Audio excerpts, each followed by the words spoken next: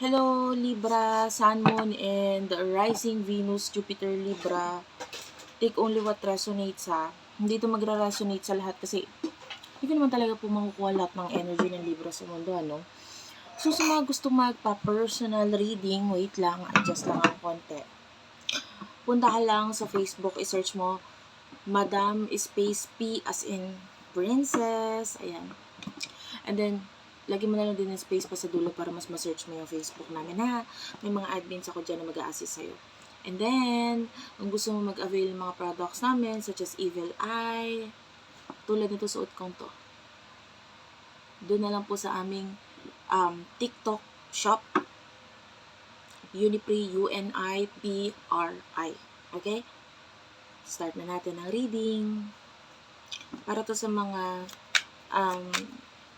Libra, Sun, Moon, and Rising. Sana mag-comment ka dyan sa baba kahit heart-heart lang. Smileys. Malaking bagay yun sa akin. Kung ayaw mo na ganitong klaseng reading, hindi ka naman po pinipilit, pwede ka naman po mag-next video. Start na natin. Ayan. Meron din po kami mga reading na card lang yung kita kung ayaw mo yung mukha ko. You do have the Ten of Wands, Aries, Leo, Sagittarius. Nine of Pentacles. I feel like ngayon medyo nahihirapan ka kasi pwedeng marami kang obligasyon or marami kang duties, responsibilities, alam mo, papagod ka na. Death card is here. This is Scorpio energy. Maybe there's some kind of ending with the Nine of Pentacles na nangyayari sa'yo ngayon. Alam mo yon, pwedeng bagay or sitwasyon or tao na hindi mo akalaing mawawala, pero either nawala na or mawawala pa lang.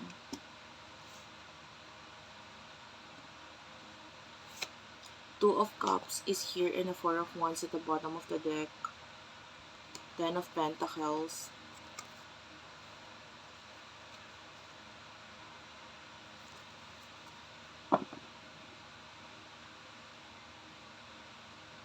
I feel like may mga parte sa nakaraan mo naiisip mo ngayon.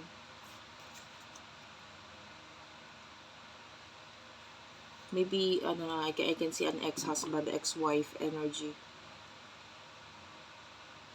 Parang, marami ka naman natutunan doon, pero parang may something pang kulang. May gusto kang makuhang sagot or by the way, nakikita ko na paglilipat sa iba sa inyo. Sino ba tong person na nakakonect mo pagdating sa love?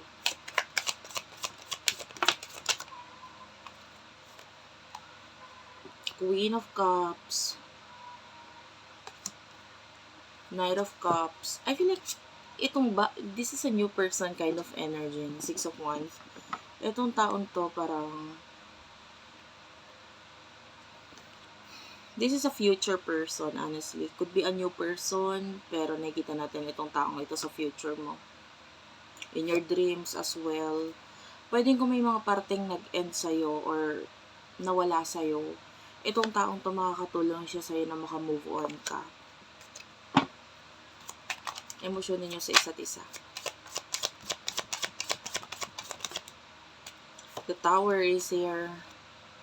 So yeah, whatever ending ang nangyari sa'yo in the past, the Emperor, and the Knight of Pentacles, mag-focus ka sa mga bagay na i-build up mo pa sa sarili mo. Like, this is an advice.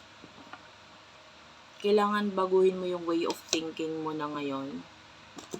Be more patient. Hindi sa ibang tao, but rather sa sarili mo. Huwag kang magmadali. Alam mo yun?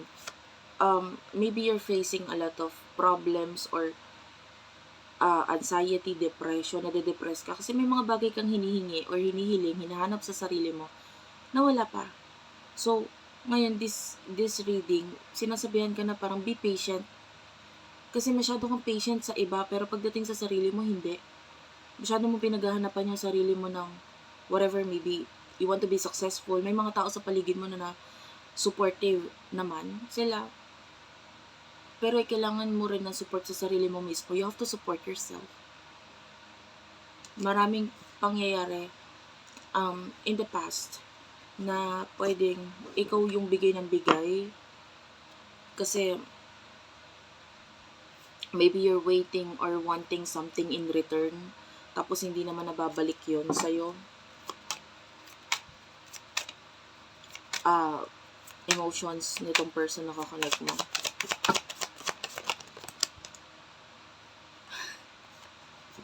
Nalaglag. Tinatamad akong kunin. Mamaya na yung nalaglag. Ito munang nandito. 5 of Wands. 10 of Swords. Strength card, Leo energy. Gemini, Libra, Aquarius. Okay.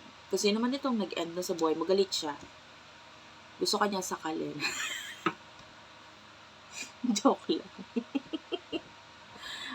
I mean, galit siya. Or, yung taong nasa paligid niya galit sa'yo. Okay, basta may something na galit. And, the past person, nakikita natin ito na parang, meron ng transformation na nangyari sa buhay niya eh. Whether good or bad, huwag ka na magkaroon ng paki doon. Dapat wala ka na lang pakialam. Ano naman kung good, ano naman kung bad, diba? Parang, focus on yourself. Focus on your future, focus on your present moment. Kung ano yung meron, yakapin mo, yapusin mo, ganyan, yan na lang. Huwag ka na mag-focus sa nakaraan. Kasi yung nakaraan, kung nawala, umalis siya sa buhay mo, okay lang. Bakit? Hindi mo na yun kailangan eh. Na nagawa niya na yung purpose niya sa buhay mo. Wait lang, may buhok. Ano ba to? Hindi ako makafocus eh. Hindi ko alam kung saan dito na lang sa kanan. Okay na? Chine-check ko pa kung may buhok eh. Anyway, di ba? Alam mo yun? Tabi ng bangs ko. Nag-ayos talaga ng bangs, di ba? Hindi kasi ako mapakali pagka magulo yung bangs ko. Balik tayo sa'yo. So, nag-end na. Yung dun sa iba na gustong nagtatanong ng kasagutan regarding dun sa mga nag-end na or nawala na sa buhay mo, I'm sorry to say, alug-alugin mo yung utak mo para mawala na siya, para hindi mo na siya maisip kasi hindi mo na siya dapat isipin. Walang sagot. Parang, hindi mo na dapat hinahanap to si past na ito. Diba? Maigi pang magpakaluka-luka ka na lang dyan or loko-loko dyan. Pumunta ka sa labas ng bahay, magsusumayaw ka doon. Kaysa isipin mo pa tong taong to kasi wala kang mapapala sa kanya. Mag-iisip ka lang na para kang ikaw lang yung mawawala sa sarili mo pagka inisip mo pa na inisip tong taong to. Diba? Wait lang, kunin ko na yung nalaglag. Okay, I'm back.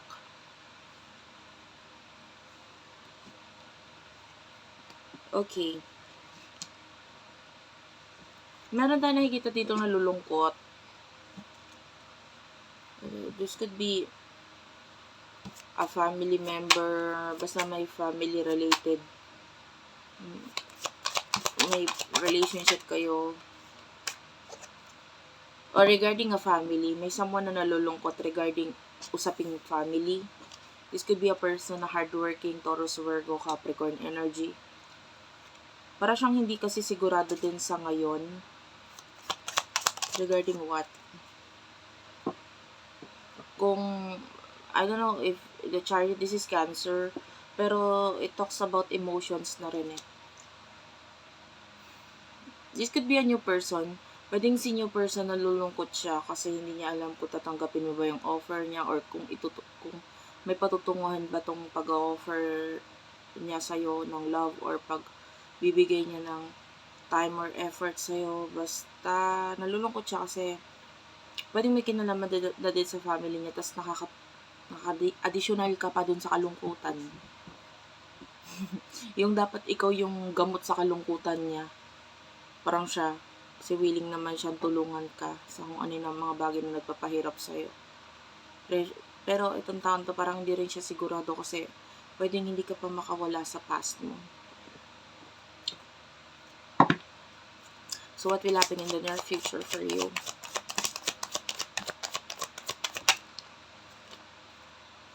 Page of Wands, Four of Wands. Ay, someone is going to offer stability sa'yo. Four of Wands, o may mag-o-offer. There's a new beginning pagdating sa stability para sa'yo. Seven of Pentacles, Taurus, Virgo, Capricorn. King of Cups. Oh, talagang si King of Cups to, si Queen of Cups. This is a soulmate energy.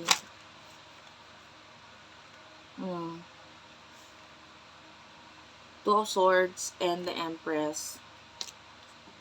Clarify this. Malalaglag. Nalaglag na nga. Wait nga lang. Nalapit lang naman kasi laptop table lang yung gamit ko eh. Ace of... There's a decision pagdating sa love. New person ang paparating sa buhay mo. Ace of Cups. Pero honestly, kailangan mo nang mag-move on or mag-let go or umalis sa something na pwedeng hindi mo pa ma-let go ngayon. You have to think about your future. Ayan, this could be a friend and a lover at the same time. Siya yung makikipagtulungan or tutulong sa'yo. Willing siyang ibigay lahat at baguhin ang direksyon ng buhay mo. Sagittarius energy. Ayan. May nakikita ko ditong money. So, pwedeng may pagtutulungan na regarding pera. Savings, ano to?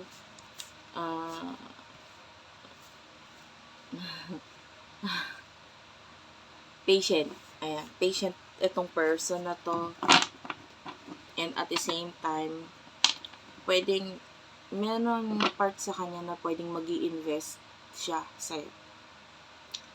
So, mag-focus ka dito sa taong to. Kasi yung iba sa inyo, hindi ka makafocus dito sa kanya kasi nag-focus ka doon sa past mo. Na hindi naman dapat pagfokusan. Ayun lang. So, that's it for now. Thank you for watching. I love you all. And bye-bye!